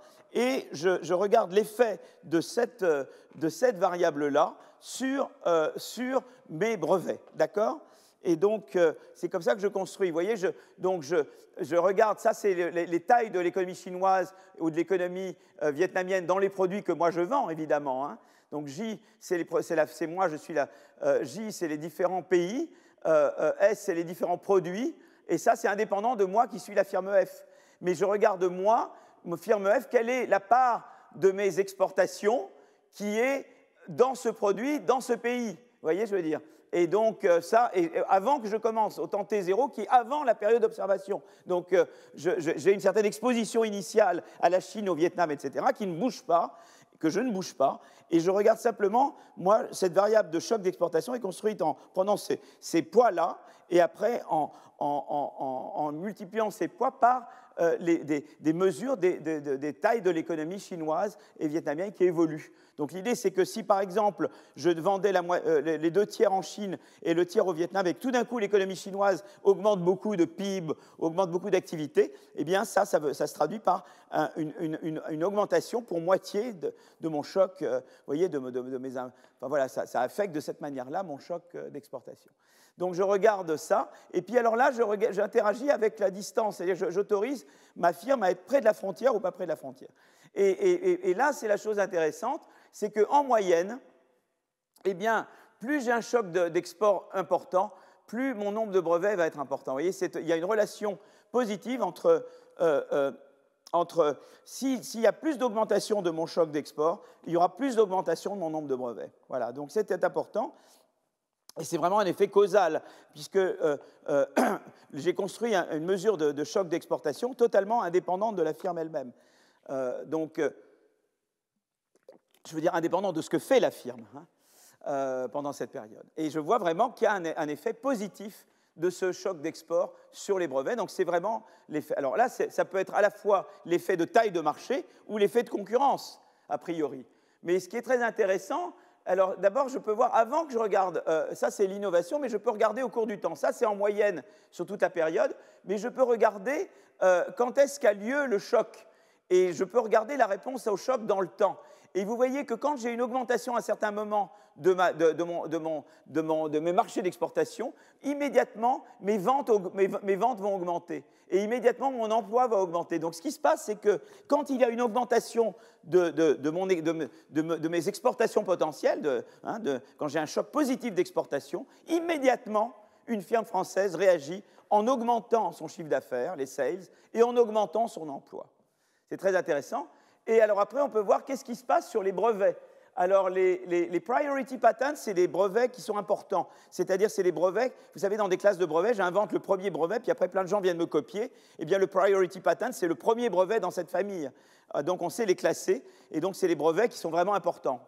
Et on regarde, et on voit que les brevets n'augmentent pas immédiatement. Vous voyez, la différence ici, c'est que les ventes, il ne se passe rien avant, et puis tout d'un coup, les ventes augmentent ou l'emploi augmente. Mais les brevets, ça prend un certain temps, parce qu'évidemment, les brevets, j'augmente ma R&D, et donc les brevets suivent avec retard, évidemment. Hein, les brevets n'augmentent pas tout de suite, je ne trouve pas tout de suite le vaccin contre le Covid, hein, il faut 2 années, 3 années, etc. Et vous voyez, il y a toujours ce retard, mais il y a quand même un effet positif sur l'innovation, mais c'est un effet retardé par rapport à l'effet sur les ventes et sur l'emploi, d'accord ? Et la deuxième chose, c'est que c'est important, il y a les firmes frontières et les firmes pas frontières. Donc le rouge, c'est les firmes qui sont plus proches de la frontière que le médiane. C'est-à-dire qu'elles sont très proches de ce qui se fait de mieux dans leur secteur. Les points bleus, c'est les firmes qui sont plutôt moins bien que la moyenne dans leur secteur. Et on voit que l'effet est surtout positif pour les firmes proches de la frontière. Donc c'est surtout pour les firmes qui sont proches de la frontière que l'effet est le plus positif. Pourquoi ? Parce qu'en fait, si vous voulez, vous avez 2 effets de l'exportation. Vous avez un effet qui est un effet de taille de marché et vous avez un effet de concurrence. L'effet de taille de marché, il est positif pour tout le monde. Mais l'effet de concurrence, il est très négatif si vous êtes loin de la frontière. Parce que si vous êtes loin de la frontière, dans la concurrence avec les autres qui veulent aussi exporter en Chine, eh bien, vous allez vous faire battre, quoi. Vous allez pas y arriver. Et peut-être que plus la Chine devient grosse, plus il y aura de nouvelles firmes étrangères venant d'autres pays qui vont aller exporter en Chine. Et si vous n'êtes pas bon, eh bien, vous perdez, quoi, essentiellement, au lieu de gagner. Vous voyez ? Donc, c'est intéressant. Il y a cet effet à la fois de taille de marché des exportations et cet effet de concurrence des exportations. Et pour les entreprises qui sont loin de la frontière, l'effet de concurrence est très négatif. Et il compense largement l'effet positif de taille de marché. Tandis que pour les firmes proches de la frontière, eh bien, l'effet de taille de marché est très positif et l'effet de concurrence, il est très légèrement positif, il n'est certainement pas négatif. Et donc, au total, eh bien, c'est surtout les firmes proches de la frontière qui bénéficient, dont l'innovation va être stimulée par un choc d'exportation, d'accord ? Et moins les firmes qui sont loin de la frontière. Donc ça, c'est intéressant comme conclusion, vous voyez. Je peux maintenant regarder. Vous voyez d'ailleurs, alors là, ce qui est intéressant, c'est que je ne vois pas beaucoup de différence. Je vois un petit peu quand même below median productivity, on voit quand même que l'effet est plus important. Si on voit quand même la différence, vous voyez, donc là, il n'y a pas de différence, mais vous voyez que les firmes qui sont above median, c'est les firmes en rouge, vous voyez que l'effet est plus positif, l'effet est un peu plus positif sur l'innovation, vous voyez. Si je devais relier une courbe en joignant les points rouges, vous voyez que j'aurais une courbe qui ici est au-dessus de la courbe où je joins les points bleus. Vous voyez ? Donc ça, c'est intéressant. Mais tout le temps, c'est retardé, mais vous voyez, c'est plus positif pour les firmes proches de la frontière. Voilà. Tandis que si je regarde en termes d'emploi et de chiffre d'affaires, il n'y a pas une énorme différence proche de la frontière, loin de la frontière. Un petit peu, oui, ce n'est pas sensiblement différent, proche de la frontière, loin de la frontière. Tandis que pour l'innovation, on voit vraiment que c'est au-dessus. Donc, en fait, qu'est-ce qu'on montre ? Eh bien, que le choc d'exportation, les marchés d'exportation, ça incite à l'innovation, mais ça incite à l'innovation surtout pour les entreprises qui sont déjà performantes, qui sont déjà proches de leur frontière dans leur domaine. D'accord ? Mais c'est quand même intéressant qu'au total, il y a un effet positif et significatif des marchés d'exportation sur l'innovation. Donc vous voyez, ça c'est une bonne raison, et bien, je reviendrai sur le débat, ça va nous amener au débat, comment répondre au choc d'importation, est-ce que c'est en faisant une guerre commerciale ou pas. Et là, il faut que je prenne en compte cet effet. Donc ça c'est un premier effet vertueux de l'exportation, c'est qu'un premier effet vertueux de l'exportation, des marchés d'exportation, c'est que ça incite davantage à innover. Voilà, parce qu'à la fois j'ai un effet de taille de marché et surtout pour les firmes très performantes, si j'ai un effet de concurrence qui peut être plutôt en tout cas positif et certainement pas négatif. Et donc au total, voilà, l'effet est positif. Acquérir un nouveau marché d'exportation implique davantage d'innovation et on montre que l'effet est causal, d'accord ? Alors, je voulais quand même, avant de passer au truc suivant, donc je veux dire, voilà, il y a une autre, je suis toujours dans le chapitre exportation, et je veux dire, il y a un autre avantage des exportations, c'est que les exportations, ça permet également de diffuser les idées. Alors, ça, c'est un truc important, c'est un travail également qu'on est en train de faire avec les mêmes auteurs, plus Timothée Gigoumajorani, et l'idée, c'est de dire, voilà, eh bien, si j'observe, vous voyez, ce qui est intéressant, c'est que les produits étrangers vendus dans un pays, ça permet de les observer, permet de découvrir les innovations étrangères, d'en mesurer la qualité. Et donc, ça permet d'absorber les technologies. Voilà. Donc, il y a un effet, si vous voulez, je diffuse mes technologies si j'exporte. Vous voyez ce que je veux dire? Donc, voilà. Donc, ce qu'on va regarder, c'est qu'on va comparer des citations de brevets technologiques provenant d'un pays dans lequel l'entreprise détentrice du brevet, prenez une entreprise française, elle a un brevet, et elle se met tout d'un coup à exporter en Chine, par exemple. Eh bien, je veux regarder comment évoluent les citations de mon brevet quand je me mets à exporter en Chine, et que je regarde l'évolution de ces exportations par rapport à celles des pays où je n'exporte pas. Si vous voulez. Donc, en gros, je fais ce qu'on appelle une méthode de différence en différence. Il y a l'évolution, j'ai un brevet, par exemple, j'ai un brevet et je regarde la citation de mon brevet en Inde. Et mettons que je ne l'exporte jamais en Inde. Il y a quand même une évolution au cours du temps. Et puis, il y a le même brevet, et je regarde l'évolution des citations de ce brevet en Chine, mais il se trouve qu'en Chine, à un certain moment, je me mets à exporter. Et c'est ça que je compare, c'est ces deux évolutions-là. Il y a un pays où j'exporte jamais, il y a un pays où, à un moment donné, je me mets à exporter, et je compare les évolutions de mes citations de brevets, les deux évoluent au cours du temps, mais j'essaye de voir si, tout d'un coup, il va y avoir une accélération des citations de mes brevets en Chine, là où je me mets à exporter, par rapport à l'Inde, où je n'exporte jamais. Vous voyez? Donc c'est ça, l'idée des différences en différence. Difference in difference. Donc je compare des différences d'évolution. L'évolution de mes citations de brevets entre un pays où je n'exporte jamais et un pays où, à un moment donné, je commence à exporter. D'accord? Et en fait, eh bien, ce que montre cette étude, c'est que d'abord, si je commence à exporter quelque part, eh bien, ça entraîne une hausse de 39% des innovations qui citent les brevets de mon entreprise. Vous voyez ce que je veux dire? Donc, c'est très intéressant. Je vois là une entreprise qui se met à exporter en Chine, etc. Eh bien, vous allez voir qu'il y a une hausse très importante des innovations en Chine, qui citent, ou ailleurs, qui citent, ça peut être aussi par d'autres pays, qui citent mes innovations à moi. Donc c'est des innovations. Vous voyez, tout à l'heure, je regardais l'impact de l'exportation sur le fait de faire de nouvelles innovations, mais là, c'est différent. Je regarde l'impact d'exporter en Chine sur les citations de mes brevets qui est antérieurs, que j'avais fait avant d'exporter. Vous voyez ce que je veux dire? Et c'est surtout la marge extensive que ça concerne. C'est-à-dire que là, ça va être surtout la probabilité qu'un brevet soit cité au moins une fois, qui augmente énormément. Et on va montrer qu'elle est le plus fort dans les pays à niveau de développement intermédiaire et nul dans les pays peu développés. Donc on va regarder un petit peu ça. En fait, donc je dis, voilà, moi j'ai mes citations de mes brevets, voilà, je suis la firme F, je vais dans le pays J au tenté, quelles sont mes citations de brevets, et ça dépend, et j'ai été rentré dans ce... Donc je regarde, moi, je regarde en différents produits, hein, d'accord, et je regarde, eh bien, je regarde, pardon, j'ai exporté, je regarde en fait, si vous voulez, l'entrée dans le pays. Quand est-ce que j'ai commencé à exporter dans le pays, d'accord? Et la variable, donc l'entrée, là, ça capture la hausse de citation se produisant avant, pendant et après le début de l'exportation. C'est ça, en fait, cette variable. Hein, c'est la hausse, voilà.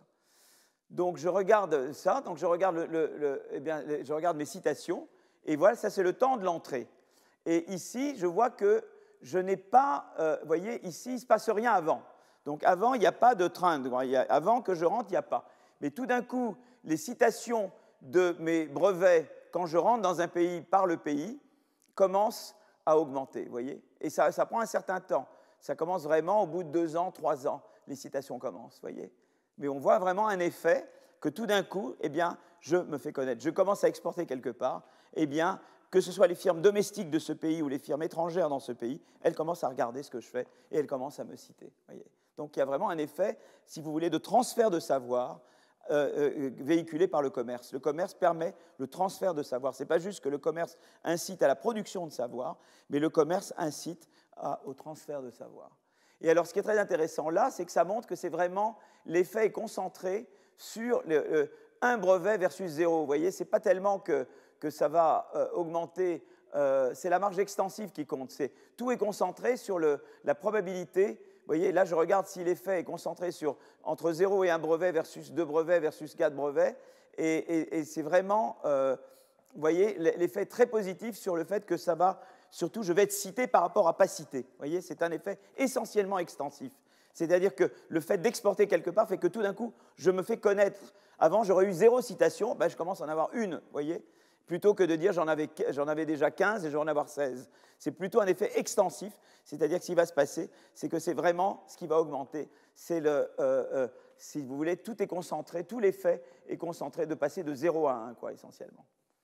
Alors, ça, c'est très intéressant. Ça montre aussi est-ce que l'effet est plus ou moins important selon le niveau de développement du pays où j'exporte. Et ce qui est très intéressant, c'est que c'est concentré. Là, ça baisse après. C'est surtout sur les niveaux intermédiaires. Alors, l'idée est probablement que si j'exporte vers un pays qui est très peu développé, il n'y a pas les possibilités d'absorption. Vous voyez, il n'y a pas l'éducation qui permet d'absorber. Et c'est des pays seulement d'extraction. Si j'exporte vers un pays très, très développé, peut-être qu'ils savent déjà tout.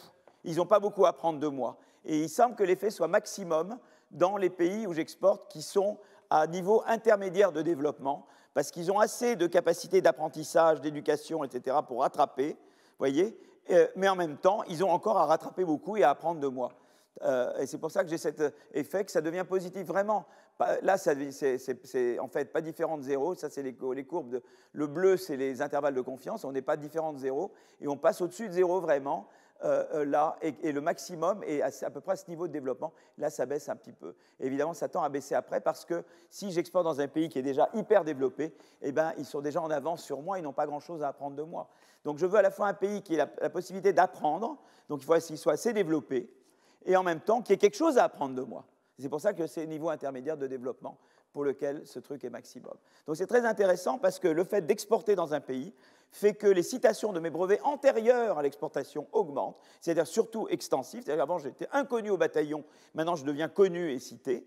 Et c'est surtout vrai si j'exporte vers des pays à niveau de développement intermédiaire. Voilà. Donc c'est ça que je voulais montrer. Donc, au début, l'exportation de produits génère un flux additionnel de connaissances technologiques de l'exportateur vers l'importateur.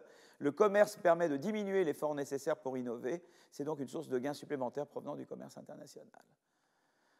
Voilà. Donc maintenant, je passe à la section suivante, qui est comment faire face au choc d'importation chinois.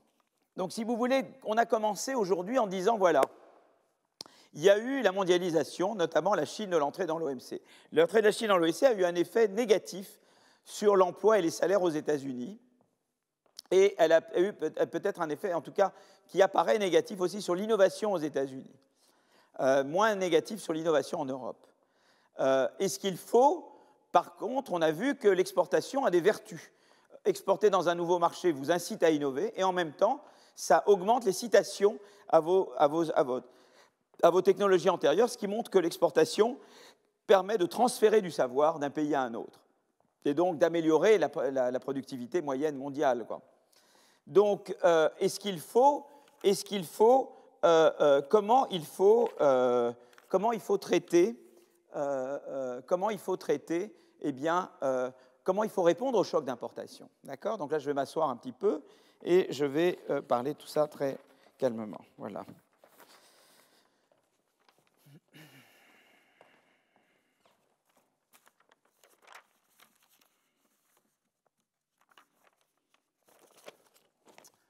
Voilà, je vais m'asseoir un petit peu.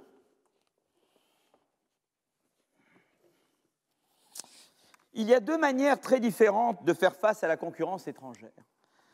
soit en augmentant les droits de douane, en faisant une guerre commerciale comme Donald Trump l'a fait depuis 4 ans, soit en incitant directement les entreprises domestiques à innover davantage, particulièrement en subventionnant leurs investissements en recherche et développement.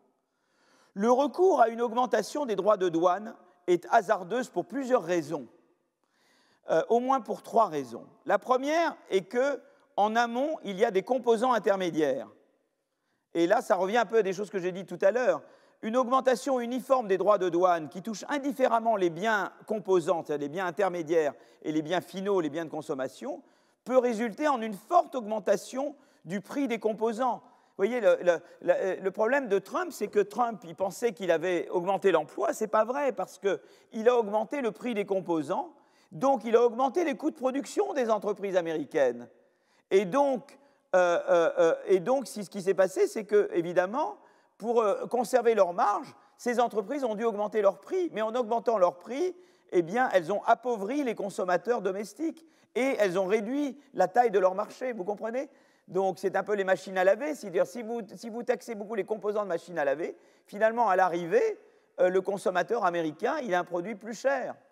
Il y a eu un article, d'ailleurs, de Flahen, Ortaksou et Titelno qui est exactement fait ce point. Donc, je marque les noms et vous irez les voir sur la page web qui montre ce point. C'est-à-dire que quand on prend en compte les composants, on voit les effets tout à fait pervers des hausses de tarifs Trump. Vous voyez, Ortaksou.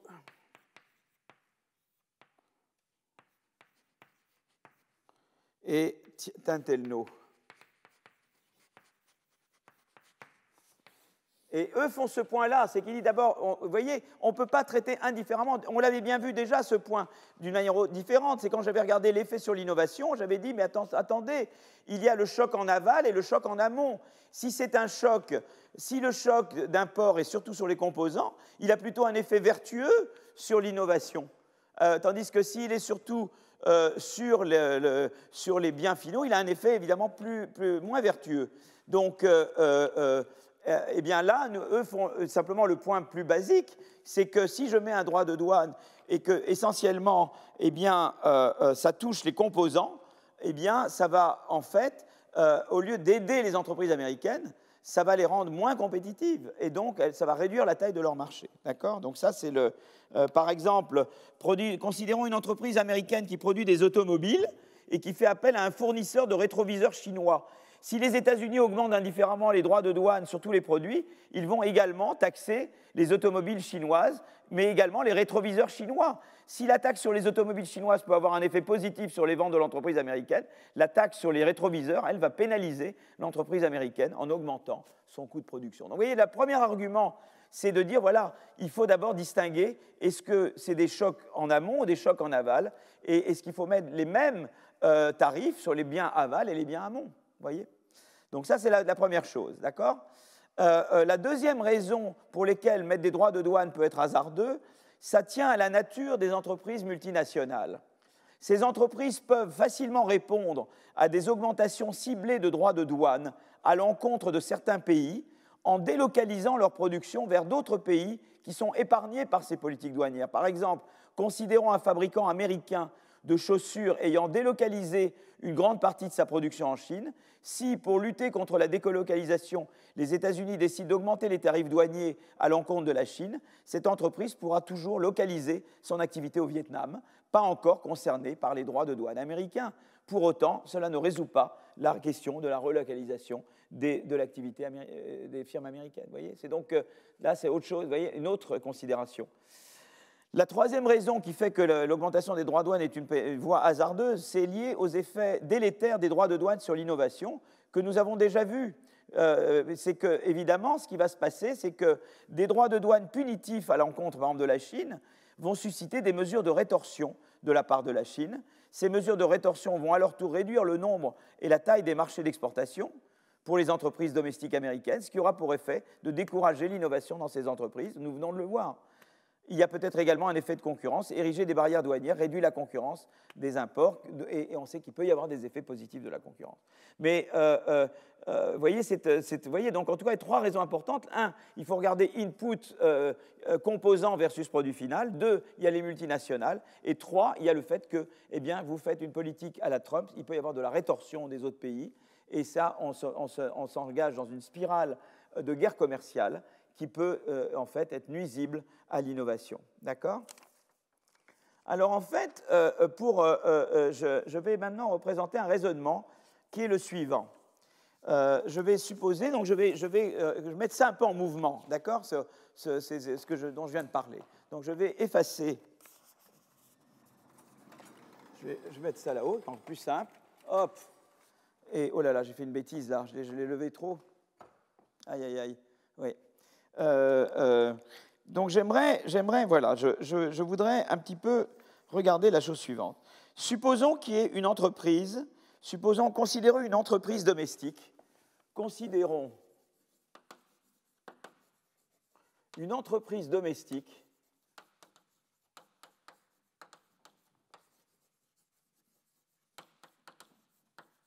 d'accord, qui produit un bien intermédiaire, qui produit un bien composant.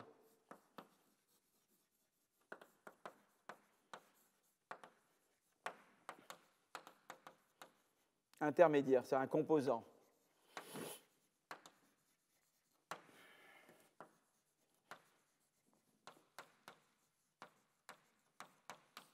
D'accord ? Et il se trouve qu'en fait, il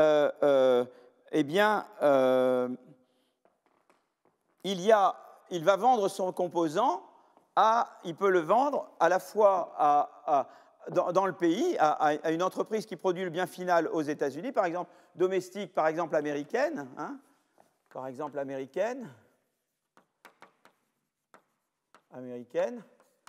Voilà. Alors cette entreprise peut vendre le composant à des entreprises finales américaines, mais elle peut vendre aussi ses composants à des entreprises finales étrangères. Par ailleurs, cette entreprise qui produit des composants et qui est américaine peut avoir des concurrents qui sont des entreprises étrangères qui produisent aussi ce bien de composants. Vous voyez ? Et du coup, vous voyez, donc on va regarder, je vais comparer évidemment l'augmentation de droits de douane à l'incitation des entreprises domestiques à innover. Et voilà, donc oui, donc ça j'avais déjà dit, augmentation unilatérale des droits de douane est hasardeuse, composants intermédiaires multinationales à mesure de rétorsion. Et là, je regarde leur cadre. Alors voilà, donc en fait, voilà ce qui se passe pour mon entreprise. Voilà, ça c'est le niveau de productivité de mon entreprise. Si elle est très peu productive, elle va rien pouvoir faire vraiment. Elle va être concurrencée par il y a des importateurs qui sont meilleurs qu'elle, donc elle aura peut-être un petit marché local, mais elle n'aura pas grand-chose. Donc elle peut être là, et là ça veut dire que si moi je suis une entreprise qui produit des rétroviseurs américains, hein, d'accord, et que je suis très peu productif, eh bien ça veut dire que j'aurai sur mon marché des importateurs de rétroviseurs chinois par exemple, d'accord, vous voyez. Donc ça veut dire, voilà.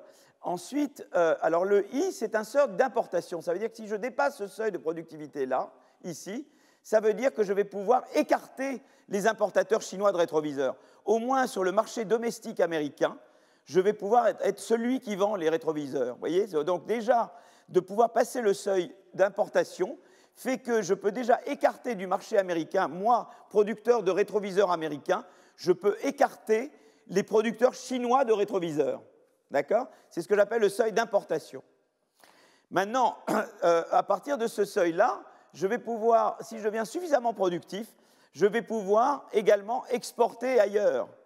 D'accord ? Je vais pouvoir exporter parce que je suis suffisamment bon pour faire mieux que d'autres exportateurs dans d'autres pays.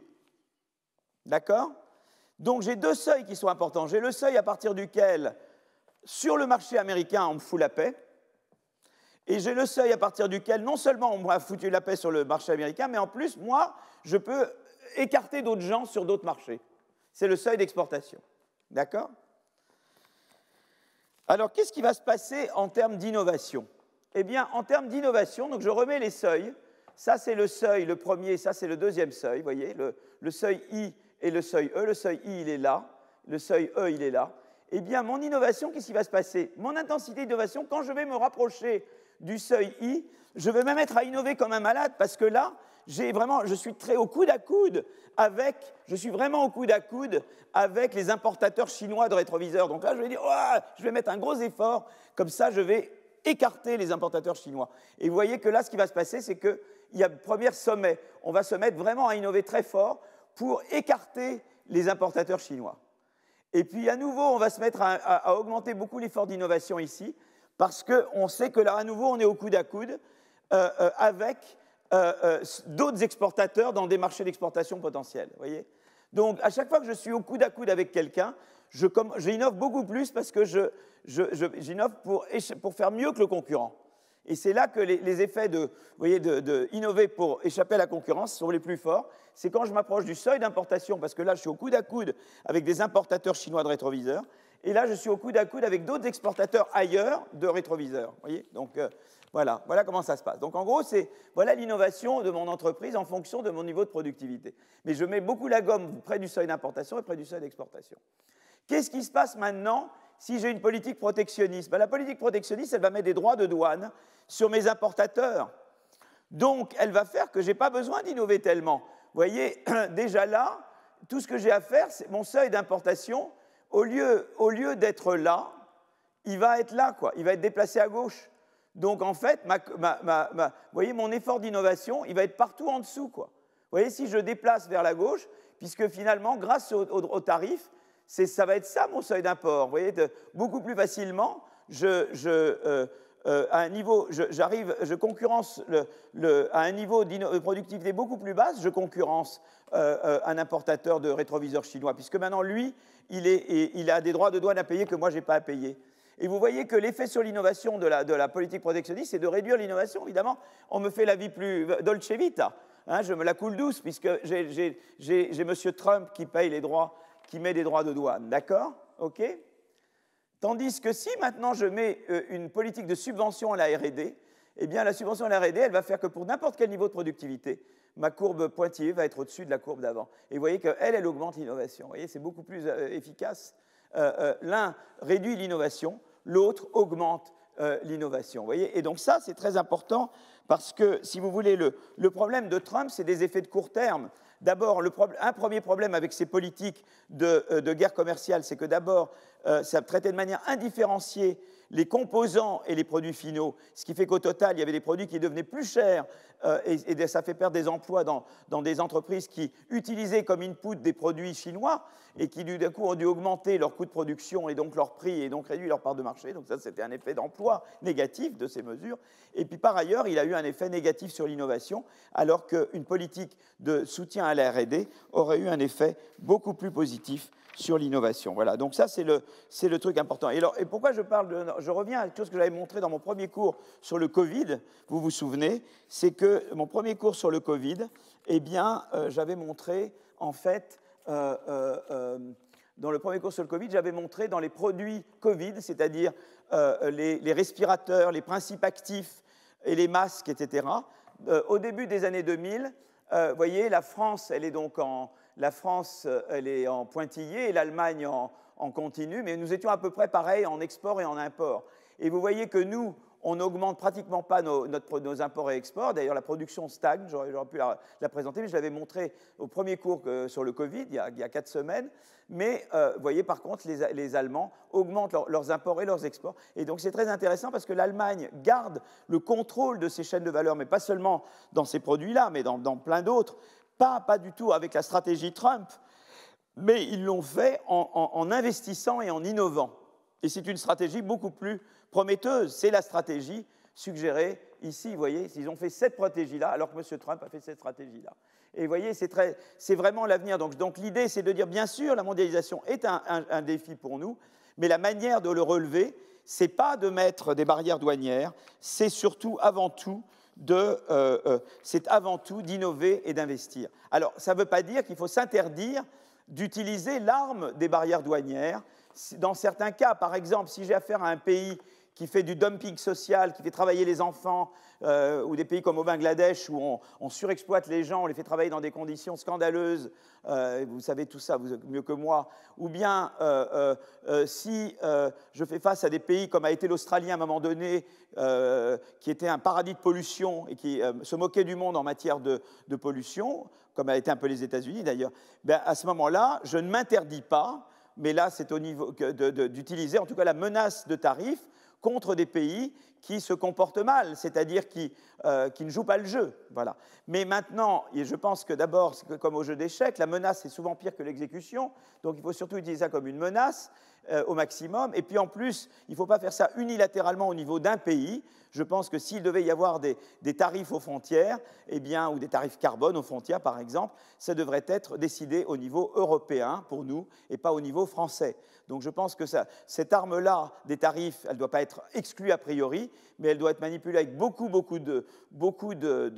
disons, d'attention et de soin, et dans un cadre multilatéral. Je pense maintenant, si vous voulez, que l'espoir avec l'élection américaine, mais je ne veux pas dire c'est qu'on retourne en tout cas, quelle que soit l'issue de l'élection, à un cadre multilatéral. Certainement, les Chinois ont un peu abusé des règles de l'OMC, à mon avis, en subventionnant trop leurs industries. Il y a certainement un sujet là. Est-ce qu'il faut le traiter en faisant une guerre commerciale avec la Chine, ou est-ce qu'il ne faut pas aussi essayer de retourner à la table des négociations et de peut-être renégocier le traité de l'OMC, les règles qui régissent l'OMC. Elles ont besoin de l'aide de toute façon, rien que pour introduire la dimension environnementale, qui à mon avis, est très insuffisante encore. Et voilà, et le faire dans un cadre multilatéral. Donc voilà un petit peu la philosophie que j'ai sur ces aspects-là. Voilà, donc écoutez, je crois que je vais juste conclure. Je vais juste conclure, parce que là, je pense que j'arrive au bout.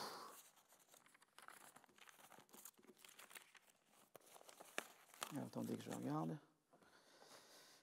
Je voulais quand même parler un petit peu d'immigration, en attendant. Je vais quand même parler un petit peu d'immigration. J'ai encore quand même un petit peu de temps. Alors, je voudrais parler un peu d'immigration, mais j'en parlerai très, très rapidement. Donc, je vais parler un peu d'immigration. Voilà. Alors, immigration, diaporama. Voilà.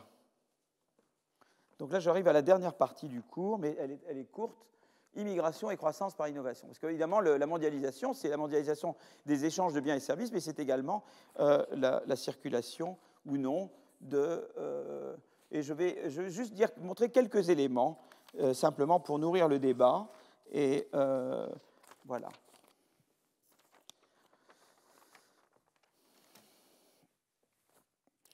La mondialisation a facilité non seulement la circulation des biens, mais également la circulation des individus, notamment vers les pays plus avancés technologiquement.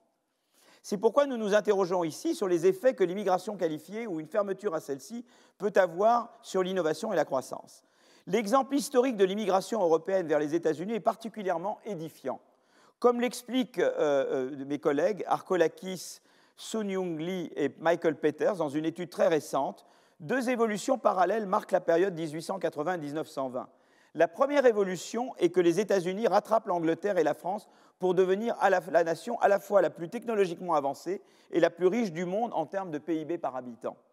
La deuxième évolution est que les États-Unis accueillent une immigration massive, particulièrement en provenance d'Europe, pendant cette même période 1880-1920. L'objet de l'étude de ces auteurs est de mettre en évidence un lien entre ces deux phénomènes. Grâce à l'appariement entre des données de recensement individuel qui contiennent l'information sur les pays d'origine et la date d'immigration aux États-Unis, d'une part, et des données de brevets sur cette période 1880-1920, les auteurs sont à même d'évaluer l'effet de l'immigration européenne sur l'innovation et la croissance américaine. Alors, je vais vous montrer une figure qui est très intéressante. Voilà, c'est cette figure-là. Alors, cette figure, elle montre les manques à gagner en matière de PIB par tête qu'aurait induite la fermeture des États-Unis à l'immigration en provenance de différents pays européens. D'abord, si les États-Unis s'étaient complètement fermés à l'immigration en 1880, si on écoutait Madame Le Pen, par exemple, voyez, Madame Le Pen, ça vous donne ça. Voyez, donc si vous faites pas Madame Le Pen, vous êtes à zéro là, et vous faites Madame Le Pen, et paf, vous tombez là. Voyez, vous fermez complètement à l'immigration, et voyez le manque à gagner que vous avez aux États-Unis. Vous voyez, donc ça, c'est déjà radical. En fait, on peut montrer que donc, le PIB par habitant aurait été de plus de 30% inférieur au niveau réellement atteint en 1920. Donc c'est ça la différence entre la horizontale et la courbe arrondie. C'est intéressant parce que je peux regarder le manque à gagner si les États-Unis s'étaient fermés à l'immigration en provenance d'Allemagne, par exemple, et du Royaume-Uni. Alors, Royaume-Uni et Allemagne, ça aurait été ça. Vous voyez, ils auraient perdu de là à là. C'est quand même pas mal. Hein. Et si c'était fermé à l'Italie, ils auraient perdu ça. Vous voyez, c'est intéressant de voir vous voyez, les contrefactuels. Donc, c'est intéressant le rôle que l'immigration a joué dans la croissance américaine.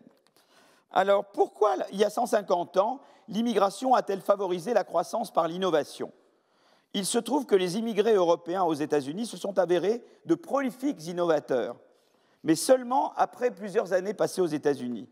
Et donc, c'est cette figure-là, vous voyez, Arkolakis, Lee et Peters, et cette figure, toujours à partir des données sur la période 1880-1920, elle montre que les immigrés européens, déjà établis aux États-Unis depuis plus de 10 ans, ont une probabilité beaucoup plus grande d'innover par comparaison à la fois avec les individus nés aux États-Unis et ceux qui sont aux États-Unis depuis moins de 10 ans. Donc leur explication, c'est que les migrants ont pu capitaliser sur des idées auxquelles ils avaient été exposés dans leur pays d'origine pour ensuite innover aux États-Unis une fois qu'ils sont véritablement et durablement établis. Donc c'est important d'avoir du capital humain au départ, une exposition aux idées au départ, donc qualifiée quand même, hein, ou en tout cas une exposition au capital humain, et d'être inséré. Donc c'est très important, l'insertion c'est très important. Vous voyez, on a besoin de gens qualifiés et insérés. Voilà, c'est eux qui vont nous donner l'innovation. Qualifiés et insérés. Voilà. Hein. Alors maintenant, on peut regarder de nos jours. Là, c'était sur des données historiques, 1880-1920. Est-ce qu'il y a des études plus récentes? Oui, absolument. C'est l'étude de mes collègues Rebecca Diamond et ses co-auteurs. Rebecca est fils d'un autre économiste qui s'appelle Douglas Diamond, qui a fait des grands théoriciens monétaires. Et Diamond Dybvig, tous les modèles de bank runs, c'est vraiment Diamond Dybvig, mais Diamond, c'est le père de Rebecca. Bon, allez, moi, je ne vais pas faire des histoires de famille. Voilà. En tout cas, voilà. Donc, et là, ce qui est très intéressant avec cette figure-là, donc ça, c'est sur la période 1976-2012. Vous voyez, 1976-2012.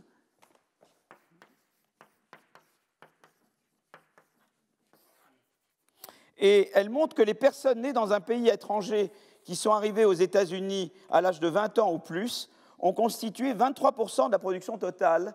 Vous voyez, donc déjà, la valeur de marché. Vous voyez, donc ils sont, voilà ce qu'ils représentent en termes de population, mais vous voyez, ils ont produit beaucoup plus que leur poids dans la population. Et si vous regardez en termes des meilleurs brevets et des valeurs des brevets, vous voyez, c'est vraiment en termes de la production, vous voyez, c'est vraiment en termes de, si vous voulez, de contribution à l'innovation, aux brevets, aux citations de brevets, aux citations normalisées, meilleurs brevets, valeur de marché des brevets, toutes ces mesures de valeur des brevets ou de nombre de brevets, ils ont fait beaucoup plus que ce qu'ils représentent. Vous voyez, c'est-à-dire ils étaient 10% de la population, un peu moins, et ils sont près de 23%, 20-25%. Donc c'est quand même très intéressant. Alors, cette même étude montre que le décès prématuré et inattendu d'un inventeur a un impact sur la productivité de son réseau de collaborateurs, mesuré par le nombre de brevets déposés par ces derniers. Le décès inattendu peut s'interpréter comme un choc venu de nulle part, négatif sur ses collaborateurs. Eh bien, on observe que quand on perd, que c'est le décès d'un inventeur d'origine étrangère, eh bien, plus d'impact négatif que le décès d'un inventeur né aux États-Unis. C'est intéressant. Et alors, en fait, si vous voulez, ce qui est intéressant, c'est que, en fait, ce qui se passe, c'est que les cerveaux issus de l'immigration apportent au pays d'accueil des connaissances et une expérience dans des domaines auxquels ils ont déjà contribué dans leur pays d'origine et qui ne correspondent pas nécessairement aux points forts du pays d'accueil. Prenons l'exemple des inventeurs israéliens qui migrent dans d'autres pays. Israël étant leader mondial dans les technologies de production de l'eau, les pays étrangers qui accueillent une masse critique d'inventeurs israéliens ont plus de chances de réaliser des percées dans les technologies de production de l'eau. Et ça a été montré par Bahar, Choudouri et mon copain Rapoport. Plus généralement, il est possible de mettre en évidence un lien causal entre la migration d'inventeurs étrangers spécialisés dans certains domaines et l'invention future du pays d'accueil dans ces domaines. Un doublement du nombre d'inventeurs étrangers spécialisés dans certaines technologies conduit à une augmentation de 25 à 60% de la probabilité pour le pays d'accueil de percer dans ces technologies au cours des idées suivantes. Voilà. Donc après, il y a toute une série de... alors évidemment, c'est que... alors on peut dire pourquoi l'immigration stimule-t-elle l'innovation dans le pays d'accueil? Alors une première raison est liée à l'éducation. Par exemple, mon collègue William Kerr,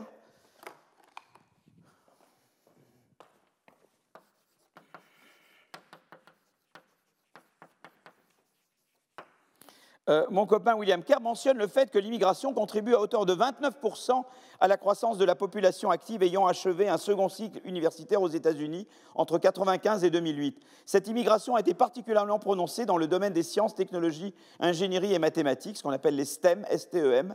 C'est ainsi que les résidents américains nés à l'étranger sont surreprésentés dans la liste des 250 heures les plus citées et également parmi les lauréats de prix Nobel en STEM, dans ce domaine, donc sciences, technologies, ingénierie, mathématiques. Une deuxième, donc première raison, c'est l'éducation, ce qu'on apporte d'éducation. Deuxième raison, invoquée par Kerr, est liée à la notion de motivation intrinsèque.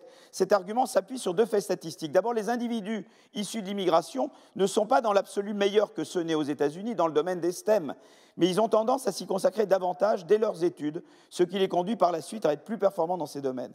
Deuxième raison, c'est qu'à niveau d'éducation équivalent, les immigrés semblent innover davantage. Au total, il ressort de ces deux observations que les immigrés tendent à être plus entrepreneurs, plus déterminés, plus audacieux que les natifs des États-Unis. Alors pourquoi cette motivation intrinsèque? Peut-être un processus de sélection. Seuls les individus les plus entreprenants, ou entrepreneurs, je ne sais pas, et les plus motivés ont une volonté et une tolérance au risque suffisant pour immigrer.